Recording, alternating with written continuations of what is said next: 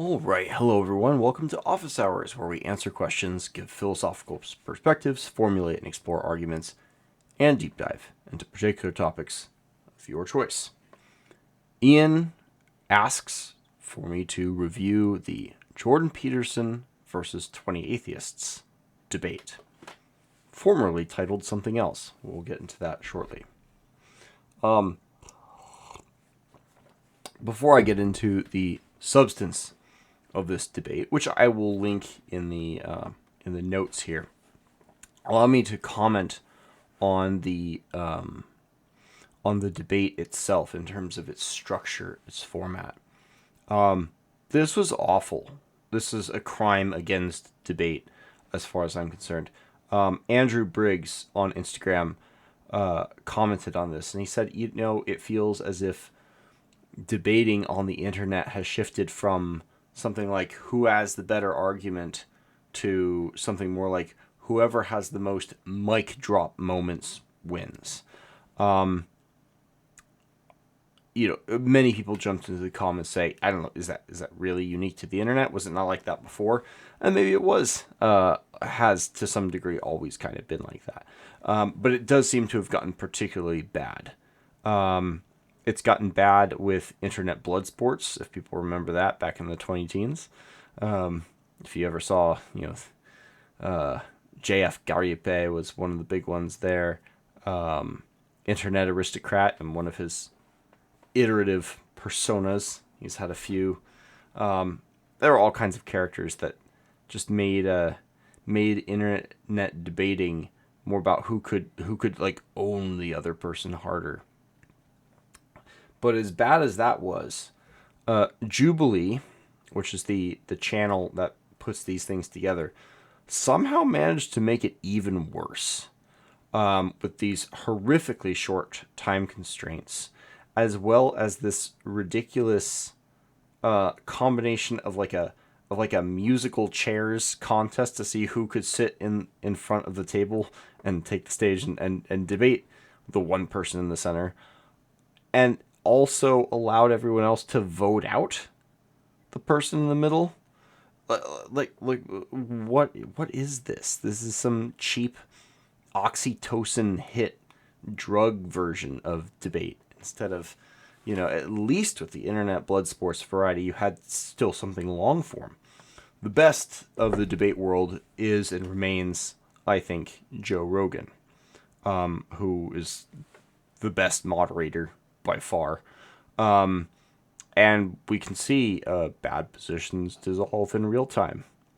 There was, of course, the debate that was fairly famous between Douglas Murray and, what was the guy's name?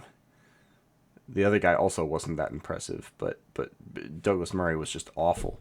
And then he had on a character who was a Christian, who I've mentioned on this show before. Anyways, where and Joe Rogan had talked to both members of this debate. It wasn't on Joe Rogan's show. I'm digressing. In either case, this kind of long form, casual format where I think a big part of it is it isn't built around the audience voting on who won. And I'm looking at Intelligence Squared. Intelligence Squared, I think, really started this bad trend in debate and made it worse. I say this as someone who's been following debating on the internet for, 15 years. I've been into it for a while, ever since I discovered Christopher Hitchens and his debates with William Dembski, William Lane Craig. Fantastic stuff on both sides, might I add. William Lane Craig is no slouch, to put it mildly. So I will also include, in addition to the debate itself, I will include a fun second Office Hours video that I'll refer to here. That was me having a fun, casual debate with my wife, Sierra. We met in Debate Club back in 2012. Yeah, they're about 12, 13 years ago. So we've been into debate for a while. And we had a little debate about debate. What's the value of debate? And one of the points that Sierra brought up in her adversarial position is, how do you even know who's won a debate? Indeed, it's an important question for people to contemplate. And the opinion of the masses should not be a determining factor. Who makes the most mic drop rhetorical comments should not be a gauge for that. I guess another one we can't ignore is political debates. I don't even think of those as debates. They're just weird showmanship displays of it. Anyways, enough on that. Enough on complaining about the debate itself. Let's get into the actual assertions. The format was sort of interesting. I haven't seen any of Jubilee's other videos. I assume they do this with all of their little, showcase debate things here. But they basically have this one guy in the center. In this case, it's Jordan Peterson. In other cases, it's been Michael Knowles and other people. I would be intrigued to see Jay Dyer do this. But basically, Jordan advanced for assertions. And then all these, 20-something-year-old atheists rushed to the center to try to challenge him on these assertions. And his 4 assertions were, 1, atheists reject God, but they don't understand what they're rejecting. 2, he says, morality and purpose can't be found within science. 3, he says, everybody worships something, including atheists, even if they might not know it. And 4, atheists accept Christian morality, but deny the religion's foundational stories. Now, because of the time constraints and the odd setup and the tendency of some of the participants, not all of them, some of them were doing good question asking, but there was a tendency to go for mic drop moments, to try to own Jordan Peterson. And I think Jordan Peterson very rightfully and justifiably called them out for being shitty and for not being serious. But of course, the only problem is it's hard to do that with any legitimacy when you're not being that serious by going through with this performative fake debate thing in the first place. Jordan Peterson was not in a position of seriousness to begin with. This whole thing was not serious. You're not going to seriously interrogate the hardest, deepest, most debated questions in philosophy in a minute and a half with 25 people like this is some kind of chess demo. So the whole thing was not serious. So it was hard to take him seriously as he was dismissing unserious actors just in the context. But the arguments themselves were not very serious. And I thought the atheists did a reasonably good job picking him on this. And I don't think his position held up very well in most cases. What I would say, and some of them had pretty good lines of criticism. If you are interested in looking into it, I'll let you judge them for yourself. But I wouldn't, I'm not going to recommend it because I don't think it was overall a very worthwhile thing. But I'll run through what my responses would be and my takes on his assertions are really quickly. As for whether atheists reject God but don't understand what they're rejecting, that can be stated in reverse. The corollary is the religious believe in God, but they don't understand what they're believing. Cool. All the atheists are rejecting are the claims made by believers. If those claims aren't coherent, at what point is that not the atheist's fault anymore?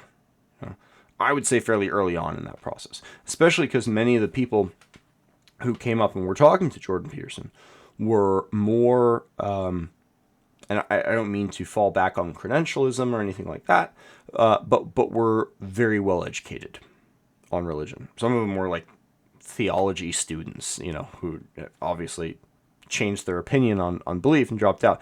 But some of these people coming up and questioning Peterson on this were extremely well educated. Some of them probably more well educated than Peterson himself, more knowledgeable on Christian theology than Peterson. So for Peterson to say, you don't understand what you're rejecting, how does he know what they understand and don't understand? It's a stupid kind of unself-reflective argument. And I would say it's the worst and also the least interesting argument. It's kind of a nothing. We can just ignore that. As far as his second assertion, that morality and purpose can't be found within science. This is actually, I believe, true. But it's kind of trivially true. Like, and I've written about this, if you go to the Pater anthology, the first one, I have an essay called The Spiritual Origins of Science, where I talk about this. And in its original conception, as science was something separate from engineering, science was always a religious undertaking. It came from the religious yearning for truth. So to say you can't find morality and purpose within science, it's like saying you can't find bees in the honey. It's yeah. I mean, no, the honey comes from the bees. You're not looking for the bees in the honey. Now, as trivial as this may be, a lot of people still think this. You can go and find Sam Harris's Even Dumber TED Talk about how science can say things about morality, which I can't believe I ever liked that guy. There are a lot of people who do think that science is going to give us some kind of utilitarian guide to better moral action, better systems for governing society, and so forth. So the point that Jordan Peterson is making, I think, is still valuable, and I do think he's doing good work with this. And it was probably the most useful of his four assertions. So, 3/4 of a point for that. Good stuff. B+. 3, everybody worships something, including atheists, even if they might not know it. This one is also trivially true, but is moving from like something useful into something that is just taunting. Like this is just baiting people with a really, really annoying equivocation. Because obviously you can define worship, and many of the atheists who came up to him really raked him on this. What do you mean by worship? And he advanced this notion of worship as just like prioritization, basically, paying attention to. That's a valid definition. It's not what most people mean by worship. So when you say everybody worships something, and you construct this kind of Mott and Bailey where you're doing it, but you're not doing it. Like when Christians go to church and sing songs to their God, they're doing a little bit more than just prioritization, right? Like that's not the same kind of prioritization as, thinking about taxes when you do your taxes, or anything else you might happen to be thinking about. Now, that's not to say that Jordan Peterson's use of the word worship is illegitimate. I happen to agree with it, actually. But there is something very annoying in the inviting of the irritation that he is doing. You could just as easily come up with another word, like prioritization. And we'll get more into words and equivocation shortly. But one of the other things that came up in this section was the sort of falling apart of Jordan Peterson's attempt to manipulate and warp Christianity into something it was not in order to fit within this internally consistent linguistic circle of Jordan Peterson's own construction. Because within Christianity, uh, when we talk about gods and God and worship, we are not talking about a hierarchy where there's one thing at the top and then the next, then the next, then the next.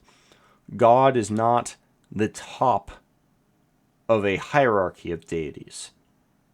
There's only one God. There's only one proper object of worship. Now, what kind of worship are we talking about when we say that? Is it prioritization? Don't prioritize anything.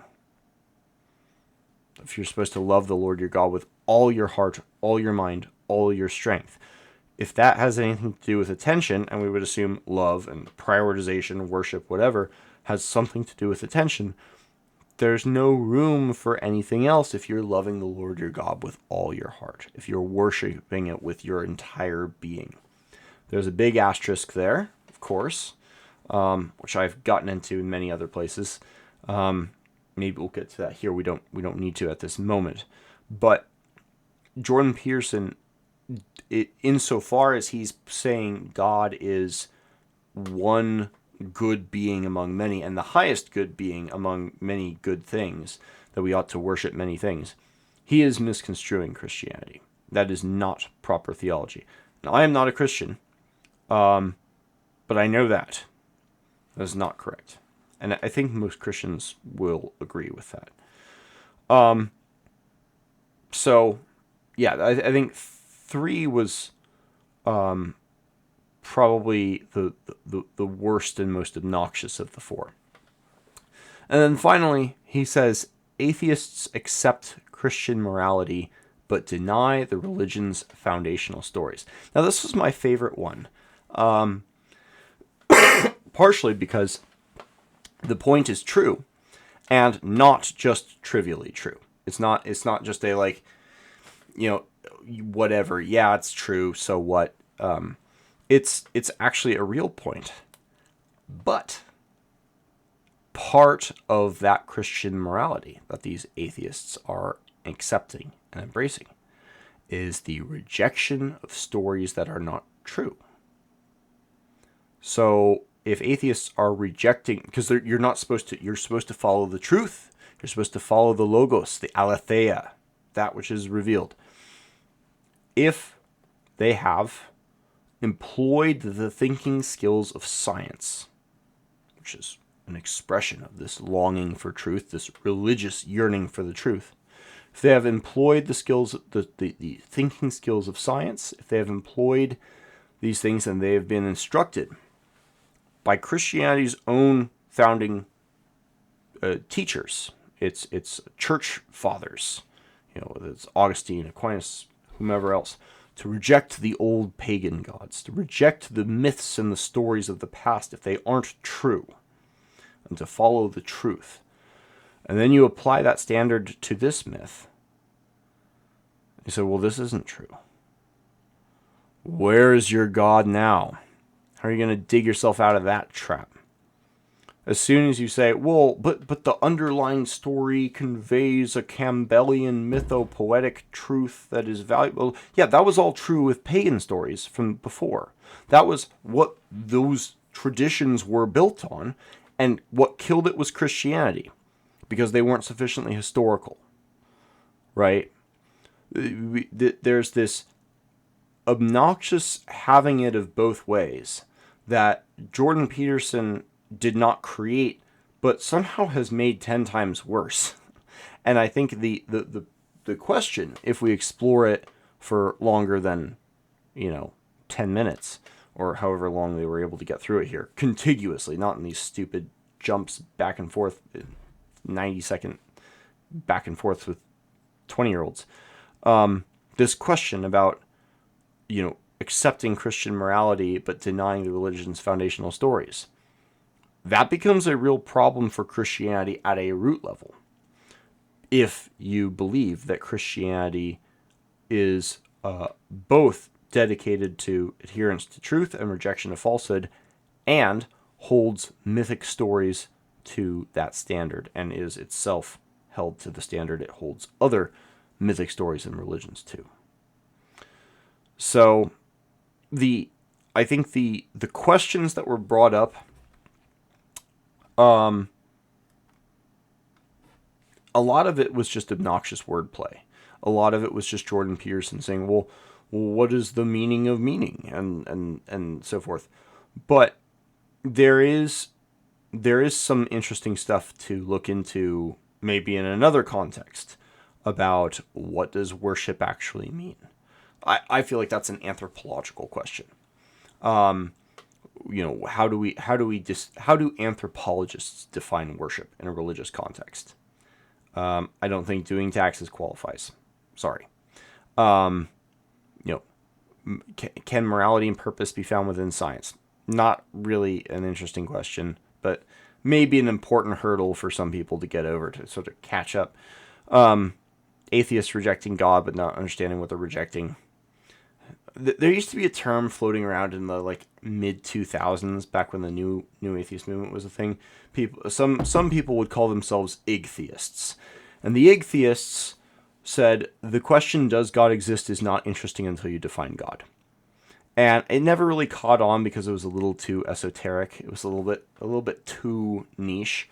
But it was probably the most it's probably one of the more underrated terms in those discussions. As far as that last assertion about accepting Christian morality but denying the religion's foundational stories, that's I think where the real the conversation has the potential to get very interesting. But of course, the big thing, the thing that caught everyone's attention, the thing that caused the YouTube title to change from originally A Christian Debates 20 Atheists to Jordan Peterson Debates 20 Atheists, was a couple individuals, one in particular, one very ballsy and, if I may say, kind of dickish debater, noticed and pointed out to his face that Jordan Peterson is in fact not a Christian. And the interesting interaction was, of course, one, again, this 20-something-year-old kid. It's like, so you're a Christian, just very casually, because that's the name of the event. It's Christian versus 20 atheists. And Peterson goes, I didn't say that. Because, are you in the wrong YouTube video? That's what this is. This is a Christian versus 20 atheists. What do you mean you're not a Christian? And they have this little back and forth, at which Jordan Peterson concludes by saying, you're really something, aren't you? As some kind of insult. The kid, which, without skipping a beat, says, aren't I? But you're nothing, aren't you? And it's an incredibly shitty thing to say. Incredibly, just completely pointless, worthless comment. Dialectically. But rhetorically, I'm sorry, Jordan Peterson shows up. He's not a Christian. He's not an atheist. What is he? He's nothing kind of fits. It was one of the best zingers I've ever heard. Does that mean anything relating to any of the arguments here? No. It's a pointless comment. Rhetorically, frickin' it's very amusing at the very least. Maybe is correct. What is he? What is he? He's some kind of weird pseudo-Christian. He's not a Christian, but he wants to be. What? And there is a question here. Why is Jordan Peterson being selected to represent Christianity? I don't have an answer to that. Maybe something to think about. But there's the sort of political question of why he was chosen for this role. But then there's the personal question. What's going on with Peterson? If he if it is not true, if Christianity is not true, then what he is defending is false, harmful, misleading, maybe evil. And this is not me speaking, this is Paul. This is St. Paul saying, if our Lord is not risen, then our faith is in vain. This is bad. If it's not true, it's bad. C.S. Lewis, same thing. It is at the very least contrary to Logos and aletheia. It is unchristian to believe in this if it is not true. But if it is true, why is he not a Christian? Why does he not believe? If you believe Christianity is true, you should be a Christian. You know? If you think it is valuable in this social sense or whatever, you're not a Christian. You don't believe it's true. And the classic, like, Jordan Peterson response is like, well, it depends on what you mean by true. Yeah, what we mean by true is, do you believe that Jesus was resurrected from the dead? Historically. It's that simple. Bishop Robert Barron put out a video back in 2018 or so, very lightly criticizing Jordan Peterson and what he called the Jordan Peterson phenomena. They've since done podcasts together, and I'm sure they're very good friends. But Barron's original complaint, which has always held and is true, is that Jordan Peterson has this Gnosticizing tendency to act as if there is some secret Jungian hidden truth beneath the truth that's more true than truth, and it's all like symbolic, man. And I don't mean to dismiss that in genre, because there are certain literary genres, there are certain instances where that is the correct lens to view something. I personally believe many parts of the Odyssey are best understood in that kind of frame. Not all of it, and not the Iliad as much. But the core elements of the New Testament are not that. The four Gospels are written as historical texts. And if you don't believe that Jesus Christ literally and historically died on the cross for the sins of the world and was raised from the dead in the flesh, this is not ambiguous Jungian language here. Jung didn't come around for another 2 millennia. Then you are not a Christian, and it is not true. And any mythopoetic interpretation of the truth beneath the story is not what believers are talking about. And it's not what they have been talking about for the last 2,000 years.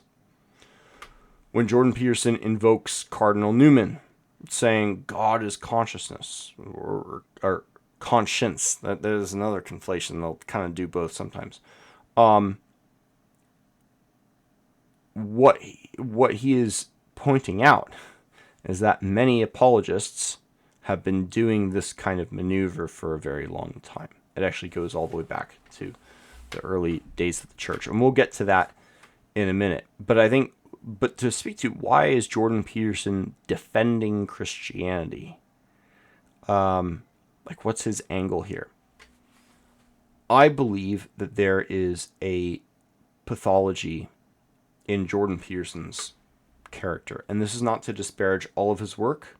I think his history of psychology is fantastic. If you listen to his lectures on Piaget, excellent stuff.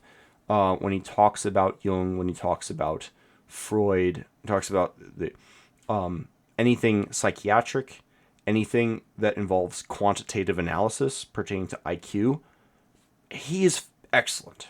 Right, that I'm not trying to dismiss all of his work, but if you read his philosophy and his theology, and especially if you go back to his book Maps of Meaning, which most of his fans have not read, there is a very, very deep-seated fear in his psyche. He seems to be like one of the most tormented people alive.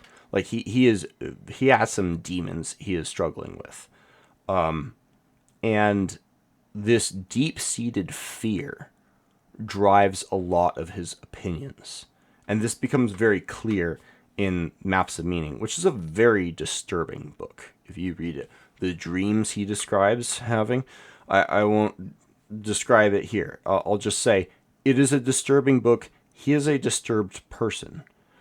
And his fears seem to have led him to a philosophy that is desperately seeking unity, desperately seeking bringing people together under one banner.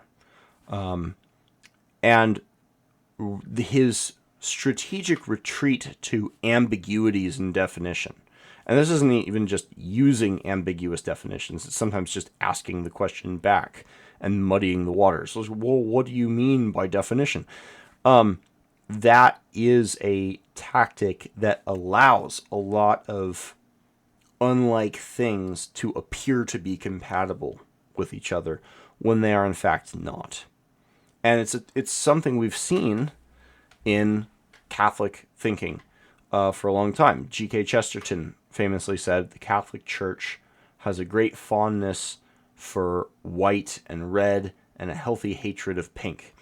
This is meant as a kind of very wise-sounding, folksy saying of some sort about the incongruities that can coexist in the church and so forth.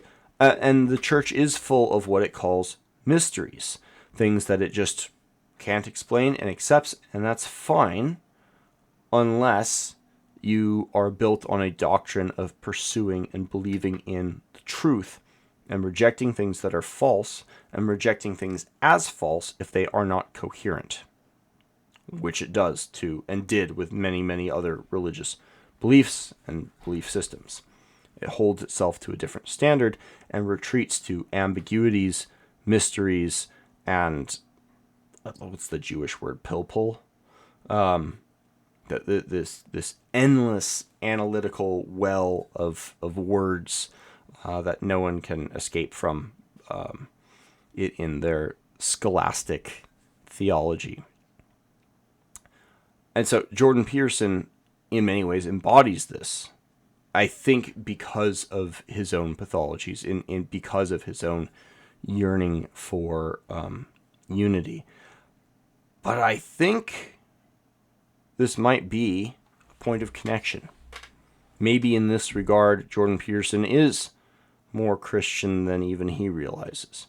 Because one of the most subversive and obnoxious things that Jordan Peterson does, at least obnoxious to me as a fairly big fan of Nietzsche, is his constant invocation, and he did it in this debate as well, to one of the atheist participants, his invocation of Nietzsche's parable of the madman, as if Nietzsche was sad about the death of God, as if Nietzsche was not declaring himself openly and repeatedly to be at war with Christianity. Nietzsche wanted to end Christianity. He did not like it. He thought it was harmful. Nietzsche didn't quite believe in evil, but he functionally believed in evil. He thought resentment was evil, and he thought that Christianity was a slave morality built on resentment, and it was a weak religion of a people who were conflict averse, who were subverting all of the high and powerful virtues of the Roman Empire, thanks to Paul. So,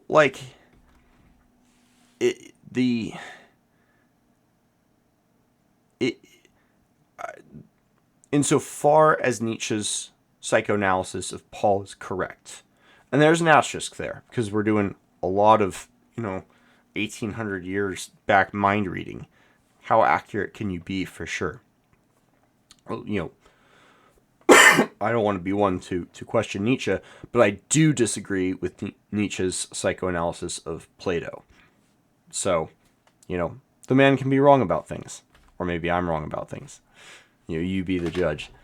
I guess I'll wrap it up into a conclusion. I don't like that thing. I think there is a similarity, though. This is the point I'm trying to make. There's a similarity between Jordan Peterson's tendency towards definitional ambiguity in order to create a context for unity, similar to what the Catholic Church has always done. By the way, like, for people who don't know this, Catholic literally means universal. It comes from Greek kata, in relation to holos, holistic, whole. So that there is a similarity there. But the thing that I guess bothered me most, because Jordan Peterson's central thesis, as it were, here is that religion is the domain of morality and God is moral conscience. Jordan Peterson came to prominence, to public knowledge, in 2016 when he specifically challenged the imposition of language by radical gender activists under Bill C-16, which made it like a human rights violation to misgender people. It basically legally enforced pronouns. It legally enforced certain language. And he said that's not how language is meant to work. There's something evil about attempting to control other people's language. Now, I'm not going to compare what Jordan Peterson is doing here to Bill 16 because there is a very important lack of legal imposition. But he is trying to impose language on people. If we can agree that something is good, why are you insisting that we call it God? Like why this superfluous, redundant, additional label? The reason is, and by the way, this is not just Jordan Peterson. I brought up Bishop Robert Barron before. Bishop Robert Barron is said, and I think he was quoting another church father that said, God is not one good among many, but goodness itself. And you say in the same way, God is not one being among many, but being itself. It's a fairly common thing. Why would we do this? Why would we, if we can agree that something is good, why do we have to call it God as well? When clearly, going back to the first point, like, we're insisting on calling it by a name of a thing that nobody apparently understands, believers or unbelievers alike. The reason appears to be the same reason that the gender ideologues do, which is to sneak in premises, to sneak in justifications for power. And as badly as James Lindsay has gone off the rails in the last year and is arguably not worth listening to, he was absolutely right in pointing out this tendency, this tactic by leftists in the couple years prior to him going off the rails. I believe that's what Jordan Peterson is doing here by insisting these good things are like God by definition. He's asserting a definition, and it's very hard for these students to think at like a sufficiently philosophically basic level to effectively and with legitimacy challenge a definition when it is offered by someone like Dr. Peterson. But Peterson is incorrect. He is muddying the water, and he appears to be doing so based upon this deep-seated pathology that seems to drive a lot of people into philosophy. I mean, if you look at Stefan Molyneux, who's one of the first like really famous internet philosophers, he was not a very good philosopher. Very, very good like phone therapist for a lot of people. I do recommend checking him out. Stefan Molyneux was an interesting character to follow, at least for some time. But Stefan Molyneux had his own deep-seated pathology. Based on his traumatic childhood upbringing, he developed an intense hatred of irrationality. And justifiably so, given his mother. And so philosophy was both a shield and a sword against irrationality for him. You could have worse pathologies. I think Jordan Peterson's pathology is probably worse. Pardon my cough here. So, I think it's sad to see, a hero kind of live long enough to turn into a villain and sort of flip the script on Bill C-16 and now be trying to impose this obnoxious language on people who are trying to do good things and say, "Oh no, what you're calling good is actually social justice," or I mean God, or whatever. But it is illustrative, I think. It's illustrative of the psychological dangers as well as the cultural and media dangers from groups like Jubilee, of too much power, of but also maybe the dangers of philosophy itself, which may sound a little contradictory almost if we're using philosophy to challenge philosophy. But I've been reading through more Heidegger. I ordered a book recently, Heidegger's Poetry, Language, and Thought. It was a marvelous little book. And the first chapter is literally just poems that he wrote. And there were a few lines that stuck out to me even as I was reading them, but when I came to listen to this debate, they came back to me as particularly relevant. He says that to think is to confine yourself to a single thought that one day stands like a star in the world sky. Let me read that again, just because I screwed it up there a little bit. To think is to confine yourself to a single thought that one day stands still like a star in the world sky. Sounds very admirable, doesn't it? Sounds like being a hero, almost. Shortly thereafter, he says, to think greatly is to err greatly. But then to conclude, I'll just throw this third one quote again from Heidegger in here to sort of round things out. He says, the three dangers threaten thinking. And he says, he has lines about how poetry is a threat to thinking. Thinking itself can be a threat to thinking. But then he says, the bad and thus muddled danger is philosophizing. And I thought, muddled danger of philosophizing. Nothing could describe what Peterson is doing here better as a threat to thinking. He's been following this one thought for so long that it in this yearning to unify everything to escape conflict, that it has muddled everything else in its pursuit. And so maybe there is a danger to thought, to clear thought, and to philosophizing by over-philosophizing. Or maybe to put it in the context of this debate, maybe the biggest threat to good debate is too much debate, is becoming a professional debater, is institutionalized, monetized, professionalized debate, like this absolute travesty of a fake debate that helped no one, but hopefully on the other side of this can at least take something of value away from this otherwise sad excuse of a debate. So thank you so much for listening. I hope you learned or enjoyed some part of it, and take care.